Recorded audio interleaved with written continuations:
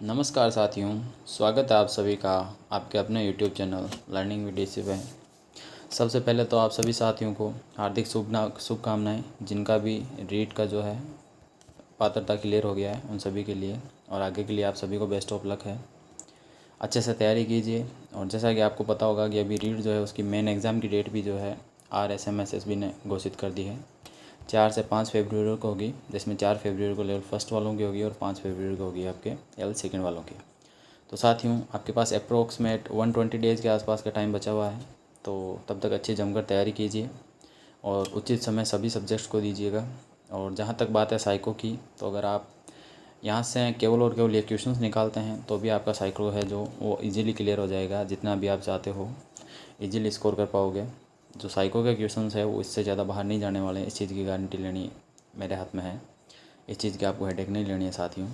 और बाकी जो भी आपके सब्जेक्ट है, जैसा आपको पता है कि सबसे ज़्यादा मार्किंग जो है इस बार आपके सब्जेक्ट के लगभग इक्विवेलेंट आपके राजस्थान जीके से कर दी गई है। तो आपको उस पर भी काफ़ी अच्छा फोकस रखना है, काफ़ी गहनता से उसका अध्ययन करना है और साथ ही साथ सब्जेक्ट का भी थोड़ा अच्छे से ध्यान रखना है। और साइको जो है बिल्कुल इजीली हो जाएगा, उसके लिए तो आप मेरे पर निर्भर रह सकते हैं आप चाहें तो, और किसी और सोर्स पे रहना चाहते हैं तो भी आपकी इच्छा है। बाकी जो क्वेश्चंस हैं वो बिल्कुल एक स्तरीय लेवल के लिए जा रहे हैं, आपके जो भी टेस्ट सीरीज़ यहाँ पर चलाई जा रही है उसमें। और क्वेश्चन वही पुटअप किए जा रहे हैं जो आ सकते हैं या फिर प्रीवियस ईयर एग्जाम्स में आ चुके हैं। कोई भी कचरा बिना फालतू नहीं उठाया जा रहा है। तो चलिए साथियों, आज हम बात करेंगे व्यक्तित्व से रिलेटेड कुछ महत्वपूर्ण क्वेश्चंस के बारे में। तो देखिएगा, क्वेश्चन नंबर 1, निम्न में से कौन सी व्यक्तित्व के स्व प्रतिवेदन का मापक है। साथियों, यहाँ पर बताना है कि व्यक्तित्व के स्व प्रतिवेदन का मापक कौन सा है इनमें से। ऑप्शन है रोशा परीक्षण, TAT, CAT और MMPI। तो साथियों, यहाँ पर जो स्व प्रतिवेदन का मापक है तो यहाँ पर इसका राइट आंसर हो जाएगा ऑप्शन डी, MMPI। ये मिनेसोटा परीक्षण कहलाता है, ठीक है। और इसका दूसरा वर्जन भी जारी हुआ था जिसको MMPI सेकंड भी बोलते हैं। तो ये भी आपको नॉर्मल ध्यान रखना है। TAT के बारे में जो है आपके रीट में इस बार पूछा गया था कि TAT परीक्षण किससे संबंधित है, तो हेनरी मुर्रे से संबंधित है, हेनरी मुर्रे, ठीक है। ये भी ध्यान रखिएगा। रोशा परीक्षण हरमन रोशा ने दिया ही था, ठीक है। CAT जो है वो इसी प्रकार का एक TAT का ही एक उन्नत रूप है जो चाइल्ड्स के लिए यूज किया जाता है, ठीक है। यह तो होता है थेमेटिक असेसमेंट टेस्ट और CAT का मतलब हो जाता है चाइल्ड असेसमेंट टेस्ट, ठीक है। इस प्रकार से जो है सारे ऑप्शंस मैंने क्लियर कर दिए हैं आपके यहाँ पर। किसी प्रकार का डाउट होता है आपको तो आप कमेंट बॉक्स में ज़रूर पूछ सकते हैं। जहाँ तक संभव होगा आपके सभी क्वेश्चंस और डाउट्स का आंसर दिया जाएगा। और किसी प्रकार का आपका सुझाव है तो उसके बारे में भी ज़रूर बताइएगा। नेक्स्ट क्वेश्चन देखिएगा, कौन सी तकनीक अचेतन मन में छिपी भावनाओं को जानने में उपयोगी होती है। बिल्कुल इंपॉर्टेंट सवाल है साथियों। ऑप्शन है स्थितिपरक परीक्षण, साक्षात्कार, 16 PF मापनी और वाक्य पूर्ति परीक्षण। तो यहाँ पर एक एग्जाम्पल दिए गए, उनमें से आपको ये बताना है कि इनमें से कौन सी जो है अचेतन मन में छिपी भावनाओं को जानने के लिए उपयोगी है। तो साथियों, क्वेश्चन नंबर 2 का राइट आंसर हो जाएगा ऑप्शन डी, वाक्य पूर्ति परीक्षण के द्वारा आप अचेतन मन के छिपी भावनाओं के बारे में जानकारी ले सकते हैं। तो क्वेश्चन नंबर 2 में राइट आंसर हो जाएगा ऑप्शन बी। नेक्स्ट क्वेश्चन देखिएगा साथियों, व्यक्ति का स्वयं के बारे में उसकी क्षमताओं योग्यताओं का प्रत्यक्षण क्या कहलाता है। ऑप्शन है स्वसम्मान, स्वनियंत्रण, स्वसंप्रत्यय और सभी। तो क्वेश्चन कह रहा है कि व्यक्ति का स्वयं के बारे में उसकी क्षमताओं योग्यताओं का प्रत्यक्षण क्या कहलाता है, यानी उसको खुद के बारे में जानकारी होना कि भाई मैं इतना पावरफुल हूँ, मेरी ये कमियाँ हैं एंड ऑल दैट थिंग्स। तो ये चीज़ क्या कहलाती है। तो साथियों, इसका राइट आंसर हो जाएगा ऑप्शन सी, ये कहलाती है स्वसंप्रत्यय। उसका अपने बारे में संप्रत्यय होता है, अपना कॉन्सेप्ट क्लियर कर लेता हो कि मेरी ये चीज़ जो है पॉजिटिव है, ये चीज़ नेगेटिव है। तो क्वेश्चन नंबर 3 का राइट आंसर हो जाएगा ऑप्शन सी, स्वसंप्रत्यय। नेक्स्ट क्वेश्चन देखिएगा साथियों, रोरसा शाही डब्बा में निम्न में से किस श्रेणी में रखा जाता है। रोरसा शाही डब्बा परीक्षण जो था वो किस श्रेणी में रखा जाता है उसके बारे में बताना है आपको। ऑप्शन है व्यवहारात्मक विश्लेषण, स्थितिपरक परीक्षण, स्व प्रतिवेदन मापक और प्रक्षेपी तकनीकें। तो साथियों, ये जो है रोरसा शाही डब्बा परीक्षण, ये आता है आपके प्रोजेक्टिव मेथड या फिर प्रक्षेपी तकनीकों में, इसलिए ऑप्शन डी यहाँ पर राइट हो जाएगा।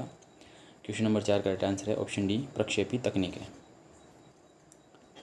नेक्स्ट क्वेश्चन देखिएगा साथियों, रोरसा व्यक्तित्व परीक्षण में कितने कार्डों पर विभिन्न रंग है। इंपॉर्टेंट सवाल है साथियों। अगर रोरसा से पूछा जाएगा तो 2 सवाल पूछे जाने के चांसेस सबसे इंपॉर्टेंट है आपके। सबसे पहला तो आपसे पूछा जा सकता है कि रोरसा व्यक्तित्व परीक्षण आपके किसका मापन करता है। तो ये मापन करता है आपके कुंठा का। किसका मापन करता है? कुंठा का। और साथियों अगर आपसे पूछा जाएगा दूसरे टाइप का सवाल तो ये होगा कि रोर्सा व्यक्तित्व परीक्षण कितने कार्डों पर विभिन्न रंग जो हैं वो छपे हुए हैं।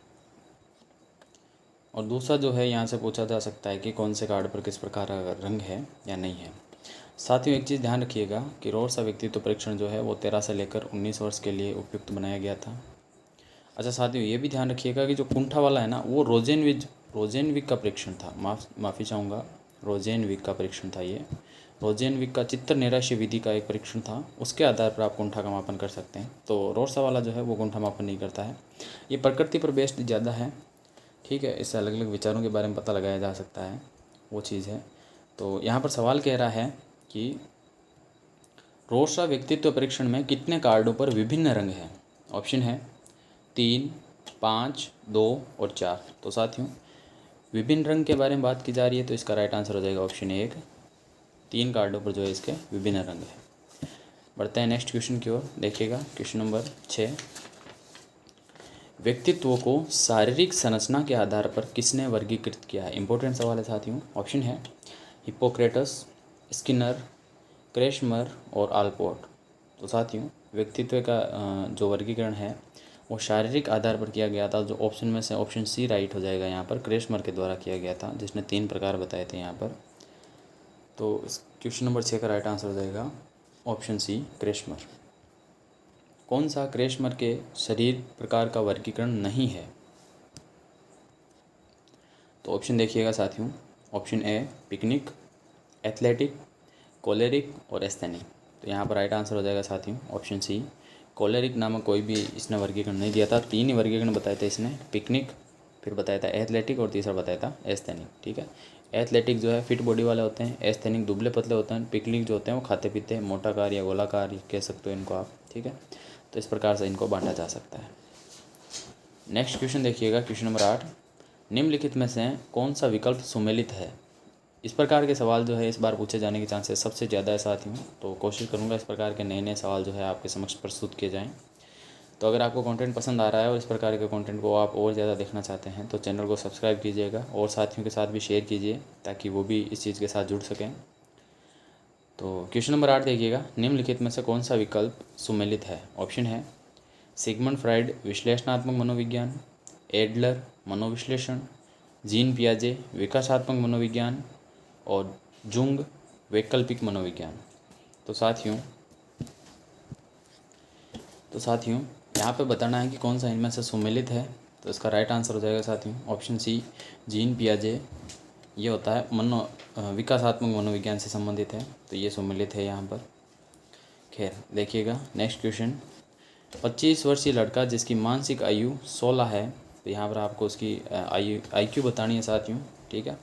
तो IQ के लिए आपको पता होगा mental age upon chronological age multiplied by 100 का जो फॉर्मूला है, ठीक है। तो मेंटल एज इसकी कितनी है? 16 है। क्रोनिकल एज कितनी है इसकी? 25 है। और ये 100 से मल्टीप्लाई किया है, ठीक है। तो साथियों इसके आधार पर देखिएगा, इसको थोड़ा क्लियर कर देता हूँ यहाँ से मैं। चलिए तो 16 बाई 25 मल्टीप्लाइड बाई 100, तो 25 से ये कितनी बार कट जाएगा? 4 बार कट जाएगा। 16 multiplied by 4 is equal to 64। तो यहाँ पर राइट आंसर हो जाएगा 64, ऑप्शन ए। तो इस प्रकार के क्वेश्चंस भी आने के चांसेस रहते हैं। तो आपको ये नॉर्मल सा फॉर्मूला है, ये आपको पता होना चाहिए। एक बार फिर से बता देता हूँ, mental age upon chronological age multiplied by 100। ध्यान रखिएगा यहाँ पर कन्फ्यूज़न नहीं होना है। जो आपकी शारीरिक आयु होती है वो हमेशा नीचे रखी जाती है और मानसिक आयु हमेशा ऊपर रखी जाती है। आपको ऐसे याद नहीं रहता है तो इस प्रकार याद रख सकते हैं आप कि मानसिक आयु मस्तिष्क से संबंधित है और मस्तिष्क शरीर में हमेशा ऊपर रहता है। तो उसके बेसिस पर आप याद रख सकते हो कि मानसिक आयु हमेशा ऊपर रखी जाती है, ठीक है। नेक्स्ट क्वेश्चन देखिएगा, इंपॉर्टेंट सवाल है साथियों। रीट 2018 में पूछा गया ये। बेसल आयु किसके मापन से संबंधित है? ऑप्शन है व्यक्तित्व, अभिवृत्ति, बुद्धि और अभिक्षमता। तो बेसल आयु जो है वो आपके संबंधित है ऑप्शन सी, बुद्धि से संबंधित है। बेसल आयु का मतलब होता है जिस आयु स्तर के जो क्वेश्चन से बालक हल कर सकता है वो बेसल आयु कहलाती है, और जिस आयु स्तर के बालक क्वेश्चन हल नहीं कर सकता है वो टर्मिनल आयु कहलाती है। तो दोनों के बारे में ध्यान रखिएगा। बेसल आयु हल कर सकता है, टर्मिनल आयु हल नहीं कर सकता है, ठीक है। तो ये बेसल आयु और टर्मिनल आयु का कॉन्सेप्ट है जिसके बारे में हमने बात की है और ये बुद्धि से रिलेटेड है। बढ़ते हैं नेक्स्ट क्वेश्चन की ओर। देखिएगा क्वेश्चन नंबर 11। क्वेश्चन नंबर 11 कह रहा है बच्चों की प्रतिभाशालीता डैश डैश डैश के कारण हो सकती है। आपको बताना प्रतिभाशाली बालक क्यों होते हैं। ऑप्शन है एक अनुशासित दिनचर्या, आनुवंशिक और वातावरण के बीच अंतःक्रिया, एक संसाधन समृद्ध वातावरण और सफल माता पिता। तो साथियों प्रतिभाशालीता जो है वो ऑप्शन बी यहाँ पर राइट हो जाएगा। आनुवंशिकता और वातावरण की अंतःक्रिया की वजह से होती है, तो यहाँ पर ऑप्शन बी राइट हो जाएगा। यानी कि कुछ तो उसकी आनुवंशिकता और कुछ उसके वातावरण दोनों से ही जो है उसकी प्रभावशीलता है प्रतिभाशीलता है वो डिफाइन होगी। तो इसका राइट आंसर हो जाएगा क्वेश्चन नंबर 11 का ऑप्शन बी, आनुवंशिकता और वातावरण के बीच एक अंतःक्रिया। नेक्स्ट क्वेश्चन देखिएगा साथियों, इम्पोर्टेंट सवाल है। सृजनात्मकता को डैश डैश की अवधारणा से संबंधित माना जाता है। यानी कि सृजनात्मकता है क्या। ये रवादार बौद्धिकता है, अभिसरित सोच है, विविध सोच है और द्रव बौद्धिकता है। तो साथियों सृजनात्मकता को हमेशा माना जाता है विविध सोच, तो ऑप्शन सी यहाँ पर राइट हो जाएगा। सृजनात्मकता क्या है, विविध सोच है। नेक्स्ट क्वेश्चन देखिएगा साथियों, शेल्डन द्वारा प्रदत्त व्यक्तित्व के शरीर रचना सिद्धांत के वर्गीकरण का एक प्रकार नहीं है। साथियों आपसे पूछ लिया जाए कि शरीर रचना सिद्धांत किसके द्वारा दिया गया, तो दो व्यक्ति थे, एक तो शेल्डन थे और दूसरा क्रेस्मर थे। दोनों लगभग मिलता जुलता ही दिया था, सिर्फ नाम चेंज किए थे। ठीक है, तो क्रेस्मर के बारे में अभी हमने पीछे के क्वेश्चन में देखा था। 3 प्रकार जो बताए थे उसने, एस्थेनिक, एथलेटिक और जो एस्थेनिक वाला था जो था, 3 टोटल उसने बताए थे। और यहाँ पर जो है शेल्डन का पूछा गया है, तो शेल्डन के बारे में देखिएगा। आपको बताना कि कौन सा एक प्रकार नहीं है। ऑप्शन है आयताकार, दुर्बल, लंबाकार और गोलाकार। तो यहाँ पर साथियों सीधा सा है, कौन सा नहीं होगा, ऑप्शन बी। दुर्बल जैसा उसने कुछ नहीं बताया था, उसने आयताकार बताया था, लंबाकार बताया था और गोलाकार बताया था। गोलाकार जो मोटे होते हैं, आयताकार जो हाइट में थोड़े छोटे होते हैं और ये लंबाकार जो हाइट में ज़्यादा लंबे होते हैं। ठीक है, इसके आधार पर इसने वर्गीकरण किया था। सेकंड लास्ट क्वेश्चन देखिएगा वीडियो का। बेलक ने व्यक्तित्व मापन के लिए तैयार किए बालकों के प्रसंग बोध परीक्षण हेतु क्या आयु वर्ग रखा था। तो यहाँ पर जो है CAT का प्रसंग वो बताना है आपको कि उसका एज जो है वो क्या रखा गया था। ऑप्शन है 2 से 5 वर्ष, 3 से 10 वर्ष, 5 से 10 वर्ष और 0 से 5 वर्ष। तो साथियों बालकों के लिए प्रसंग बोध परीक्षण की जो आयु रखी गई थी बेसल के द्वारा, ये रखी गई थी 3 से 10 वर्ष। तो यहाँ पर ऑप्शन बी राइट हो जाएगा, 3 से 10 वर्ष। तो 3 चीज़ें यहाँ पर ध्यान रखनी है। सबसे पहले कि बालकों का प्रसंग बोध परीक्षण किसके द्वारा दिया गया था, बेसल के द्वारा दिया गया था। इसने आयु क्या रखी थी, 3 से 10 वर्ष रखी थी। ठीक है, और आज का लास्ट सवाल देखिएगा, कौन सा घटक क्लासिक अनुबंधन सिद्धांत से संबंधित नहीं है। मोस्ट इम्पोर्टेंट सवाल है साथियों, कौन सा घटक क्लासिक अनुबंधन सिद्धांत से संबंधित नहीं है। ऑप्शन है उत्तेजना, विलोपन, ठालना और पुनर्लाभ। तो साथियों इसका राइट आंसर हो जाएगा ऑप्शन सी। ठालना जो है वो क्लासिक अनुबंधन से संबंधित नहीं है। उत्तेजना होती है, विलोपन भी होता है और पुनर्बलन भी होता है। ठीक है, उत्तेजना सबसे पहले होती है, पूर्व का पद है। विलोपन तब होता है जब हम क्या करते हैं, किसी भी प्रकार का पुनर्बलन नहीं देते हैं तो उसकी वजह से अनुबंधन का विलोप हो जाता है, वो विलोपन कहलाता है। ये भी क्लासिक अनुबंधन से संबंधित है। और पुनर्लाभ जो है ये भी क्लासिक अनुबंधन से संबंधित है, लेकिन ये ठालना जो है ये से संबंधित नहीं है। तो इसका राइट आंसर हो जाएगा क्वेश्चन नंबर 15 का ऑप्शन सी। तो साथियों ये थे कुछ इंपॉर्टेंट सवाल जो प्रीवियस ईयर एग्जाम्स में पूछे गए हैं और आने वाले जो 3rd grade teacher main exam और 2nd ग्रेड है उसके लिए भी समान रूप से उपयोगी होंगे। तो साथियों आई होप आपको वीडियो पसंद आया होगा। अगर वीडियो पसंद आया है और चैनल पर नए हैं तो चैनल को सब्सक्राइब कीजिएगा और साथ ही वीडियो को भी लाइक कीजिएगा और अपने साथियों को ज़्यादा से ज़्यादा चैनल पर जोड़ें ताकि सभी इस चीज़ का लाभ उठा सकें। मिलते हैं नेक्स्ट वीडियो में, तब तक के लिए जय हिंद।